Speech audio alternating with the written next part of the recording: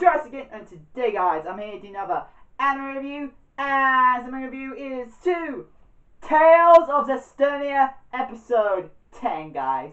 So let's get into it. So guys, in this episode of Tales of Zestiria, nothing major happens really. Like this episode was actually just a, you can say, more character development, like pretty much just character development for Irina.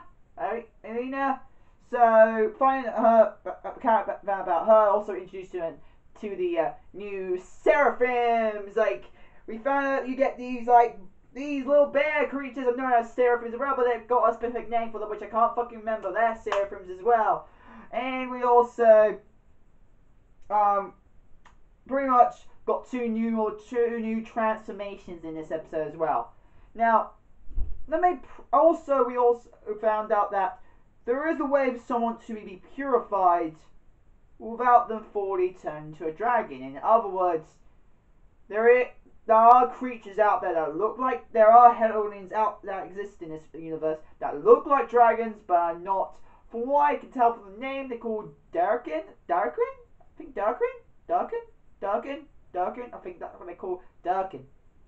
Sound a bit Russian to you. Darkin.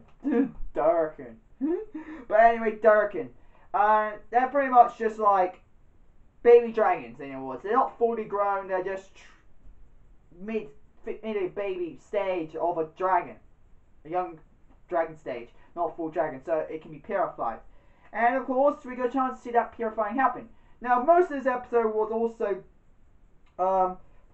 focused on Alicia trying also get to the other side, to another big town called, still getting this name wrong, Merlinda. I think Merlinda. This town, it's the second biggest city. And we found out it's affected by the sickness, for this malevolence. I think I got the name for it now, malevolence, but caused by this malevolence that the Dark Aura I mentioned quite a lot. But that caused them to be sick. Unfortunately, it seems like there was a storm going on, so it broke down the bridge so she can go to Maryland. So she had to find an alternate route. And unfortunately, when she did, she found the message she brought was not good enough. So when Wayne got to there in time, when he got there in time, he pretty much decided to, destroy the cause of this malevolence that's around around Milan. Now, we also found another thing, that Alicia is now finally able to hear seraphims without Swain holding her hand. She's able to hear them now. So, seems like hanging around with Swain, which of course was quite obvious to begin with, that she's going to gain abilities that are able to make sure she can maybe sooner or later, able to properly communicate with the seraphim. Now she's able to hear them without holding on the seraphim's hand, onto Swain's hand. Now, that means, but I actually got to say that is a big jump. Maybe it's not her holding his hand. Possibility the seraphims could still hold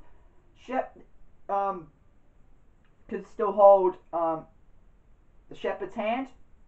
Then she could hear it. Just that Swain just needs to release some power maybe.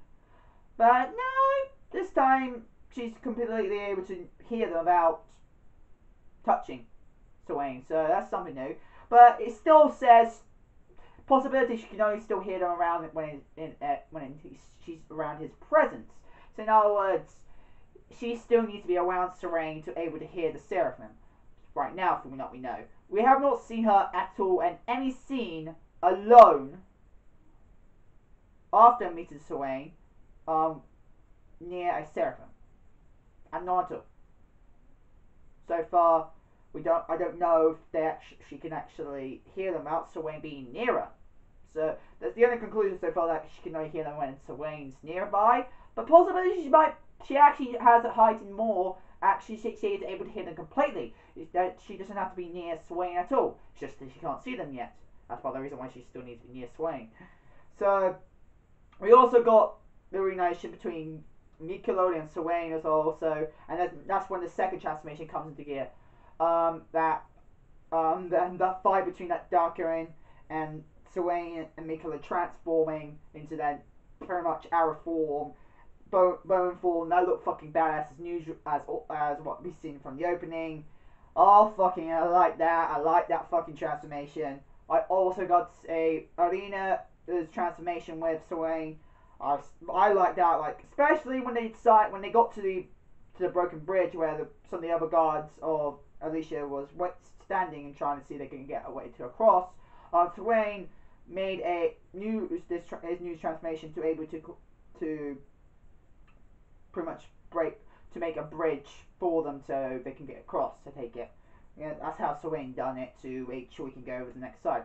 Now let me tell you the elements that each Seraphim so far we know have.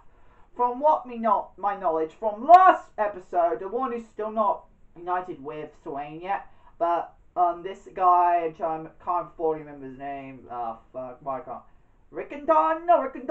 I can't remember his name. But yeah, I believe that he's wind, air. I think that's his element. And Lila, she is fire.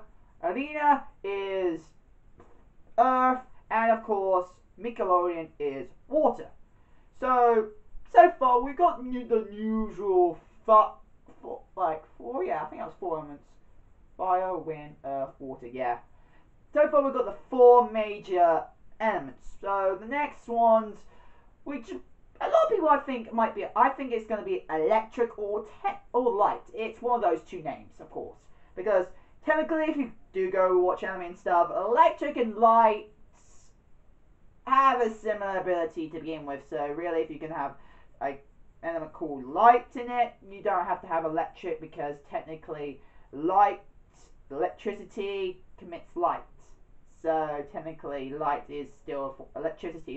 magic is still a form of a light magic. So I don't know which one they're gonna call this in this series, but more like the electric, because like I said, majority is electrical based attacks even for light users. So yeah, electric is might come soon, which who's gonna inherit electric? I want to see who's gonna use the electric power.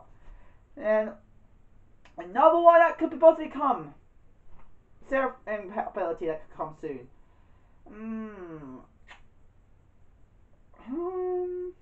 So we got the elements already that naturally happen, that don't need to be fused together.